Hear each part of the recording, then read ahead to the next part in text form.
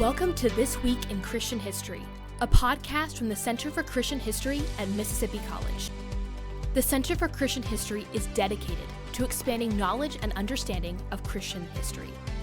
Our mission is to provide a scholarly, unbiased look at the events, figures, and movements that have shaped Christianity over the centuries. You can visit centerforchristianhistory.com for daily historical highlights. And each week on this podcast, we'll do a deep dive into key moments with Christian history's leading authorities. First up on our list of historical highlights for the week is Severns Valley Baptist Church. Founded on June 18, 1781, the church is the oldest in Kentucky and the oldest evangelical church west of the Alleghenies. Though Severns Valley, Kentucky has now become Elizabethtown, Kentucky, the church still survives today. Next up on our list is the first recorded instance of a prayer book being read in the New World in the English language. Sir Francis Drake was circumnavigating the globe at the time, and on June 21st, 1579, he stopped somewhere in modern-day California and read the Book of Common Prayer to Native Americans. Last up on our list of historical highlights for the week, and the subject of our deep dive, is the dismissal of Jonathan Edwards. Edwards was a major figure in the Great Awakening of the 1730s and 40s. Still, on June 22, 1750, he was dismissed from his Northampton Congregational Church, the reason being that he would not agree to give communion to members unless they had made a public profession of their salvation. Edwards went on to other churches, and eventually became president of Princeton University. Today in our deep dive, Nick Walters, director of the Center for Christian History, talks with Matthew Everhard about the dismissal of Jonathan Edwards.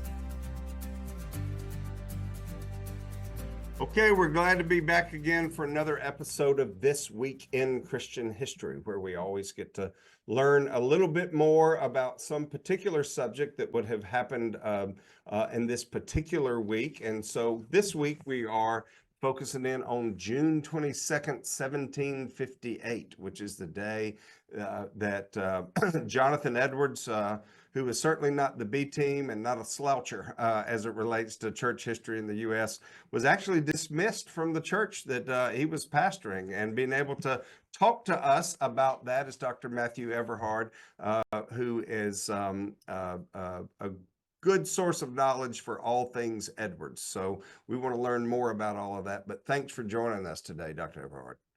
Yes, sir. Thank you so much for having me. I love Jonathan Edwards, and I'm excited to talk about the time that one of America's greatest theologians got fired from his job. An exciting turn, a little bit of a twist in church history there. Yeah, I love the whole idea. I mean, how do you go from being, a rock star and doing one of the most memorable sermons in all of American history, probably, but not only that, but certainly within American church history, that you get that kind of a famous for that big of doing sinners in the hands of the angry God, and then turn around and 8, 9, 10 years later get fired. So that's a great story we want to hear about. But building up to all of that, tell us a little bit more just about this guy Edwards. I mean, how did he where did he come from? How did he get to where he was? How did all of this kind of fit, and how that fits maybe into the Great Awakenings or anything else that you think would be important for us to know about? Yeah, so that's great right there. If we want to frame up Jonathan Edwards' timeline, we can think of him as being somewhere between the Salem witch trials in 1690 and the American Revolution in 1776. So his dates of life are 1703 to 1758, and he happened to be right in the very center of the First Great Awakening. And the First Great Awakening we typically locate at about 1740 to 42, a couple of years there. Some people stretch that a little bit further on either end, but I think that the Great Awakening, pretty much 1740s, and Edwards is there. He's a local pastor. His main job, his daily job, is he's the pastor of the Northampton Church, and his grandfather, Solomon Stoddard, had been the pastor of that same church before, and Edwards joined him as the assistant pastor. And then when Solomon Stoddard died, Jonathan Edwards became the senior pastor. And of course, we do know him probably most for that famous sermon, Sinners in the Hands of an Angry God, which was right in the center of that Great Awakening revival. And Edwards wrote a number of very important books, treatises, major books, sermons, of course, private journals and devotions and things like that. And so he is a greatly beloved character for many who love the history of the Great Awakening.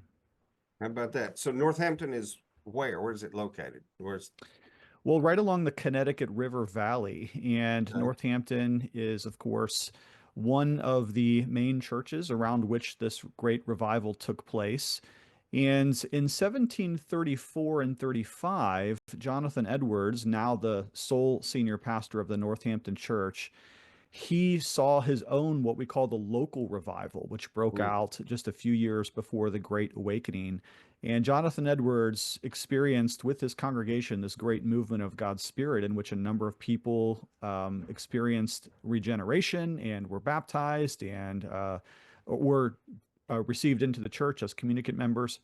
And this revival spread around that Connecticut River area. And then Edwards wrote a book about that experience called A Faithful Narrative, which kind of put him on the map theologically. He became something of an expert in revivalism at that point. well, when we a couple of questions, things, a bunch of stuff just flows through my brain when we're thinking about all this. But if people were to kind of keep in context today and have some kind of a reference of what you might think of as a revival, Mm-hmm. uh, uh, my guess is if anybody's got some kind of a current context of that, it's um, big tent set up somewhere. You've pounded the drums. You've said everybody come in. We're all having the meeting time. Bring the tambourines. Show up down at the big camp meeting, and or this is going on at a particular church, and get the folk from the hinterlands back in to be able to come hear the revival piece. Is that accurate for the kind of thing that was going on in that revival that was taken on in Northampton? Yeah, so a little bit. I'd say yes and no to that question. On Okay. one hand, the first Great Awakening can be distinguished from the second Great Awakening in the 1800s, which is a little bit more flamboyant in terms of some of those like big tent revival meetings and things like that under Charles Finney. However, in the first Great Awakening, when Edwards was alive, there was a contemporary called George Whitefield, who was actually an Anglican preacher. And when he came to the colonies, it made a major splash. In fact, Whitefield was famous for preaching out of doors. He would often preach to slaves and coal miners and the poor, and the people absolutely loved George Whitefield. So it was not altogether unexpected for Whitefield to be able to gather a crowd of more than several thousand, sometimes as many as 10,000. And Wow. Benjamin Franklin even calculated at one point that maybe as many as 20,000 people came out to hear George Whitefield. So Whitefield is a contemporary of Edwards. The two knew each other.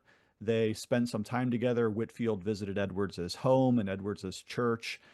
But many of the revival meetings that Edwards would have been a participant in were not necessarily like that. Many of them Mm, were just sermons in their own churches. And oftentimes they would trade pastors around a little bit and do what we call itinerant preaching, where one preacher visits another preacher's church and things like that.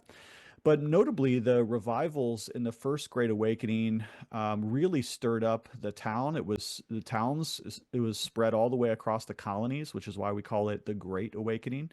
mm. And people came to faith by the scores. And as I mentioned, many of them became communicant members of their churches, and many of them really did experience marvelous works of God's grace in their lives. How about that? So, um, what denomination was Edwards? Okay, so that's a great question. Today, we would consider him a Congregationalist. Now, theologically, he would align as a Calvinist, and he would not align with what he would call Arminianism in those days. Mm, But he was Congregationalist, meaning that there was an autonomy of local church governments. And Congregationalism we could distinguish from the Anglican Church, which has a series of bishops which have authority over various regional churches, and then Presbyterianism, which is the idea that churches are associated in presbyteries of local same-minded leagues of churches. So Edwards was technically a Congregationalist and a Calvinist theologically, though he did participate in something like a presbytery, which was called the Hampshire Association. And that was several churches, maybe a dozen or so churches along the Connecticut River Valley that often did things together, cooperated together, and helped each other. So, in one sense, he's kind of a proto Presbyterian. although their formality is less structured than in a traditional Presbyterian denomination. Right. So could you have been I'm taking a little turn here, but could you have been a Congregationalist and been an Arminian? Certainly that was possible, and there were some who were Arminians and were Congregationalists. But in Edward's day, and certainly prior to that, Calvinism is the dominant motif of most of the theologians, preachers, and pastors. There are some studies suggesting probably more than 90% of pastors in those days were Calvinistic in terms of their orientation. At the same time, because of the congregationalism, one of the features thereof is that churches can call their own pastor. They're not assigned to them by a bishop or a presbytery. And so certain churches would have called more Arminian leaning pastors. And just like today, influence comes in from the coasts and from the universities. And as Yale and Harvard, the two original seminaries, began to move away from traditional Calvinism, you did see an influx of more Arminian influence. And by the way, Edwards was strongly against that. Edwards preached and wrote very often against Arminianism in favor of Calvinism. So we can definitely chalk him up as being a Congregationalist and a conservative Calvinist in his day. Yeah. I mean, in our mind, we might kind of think, hey, there's kind of two components. We've got both the chocolate and the peanut butter here, right? I mean, there's the governance of the church itself and how it's governed and how it's structured and kind of what that might be, church polity, things that we're kind of maybe using seminary-ish words, about to be beyond my thinking and my learning enough to know that. But I mean, but then there's also the theological piece. And so those kind of coming together, that's really what we could maybe define Edwards as being, both Congregationalist in the way that the church operated, but theologically certainly rock solid Calvinist, right? That's exactly right. And interestingly, as we turn into some effect to the firing of Edwards, both of those things really come into view, because the congregational polity, where churches are essentially autonomous, that really gets a bit muddled in the firing of Jonathan Edwards, because we have a theological controversy that's going to lead to his downfall with his people. But because they did not have strictured ways of firing a pastor, it wasn't very easy. Part of the problem with Edwards losing his job is that the church didn't quite know how to fire him correctly. And so there's a series of sort of botched attempts to get rid of Jonathan Edwards. And other churches are actually going to have to intervene to try to help to sort out matters. You can watch the rest of Nick's interview with Matthew Everhard on the Center for Christian History website at centerforchristianhistory.com. This Week in Christian History is produced for the Center for Christian History by Blue and Gold Media at Mississippi College, in cooperation with the MC Department of Communication. For episode transcripts and more information, visit centerforchristianhistory.com. Be sure to subscribe on Spotify, Apple, YouTube Music, or wherever fine podcasts are found. Our next episode is coming next week. Thank you for listening.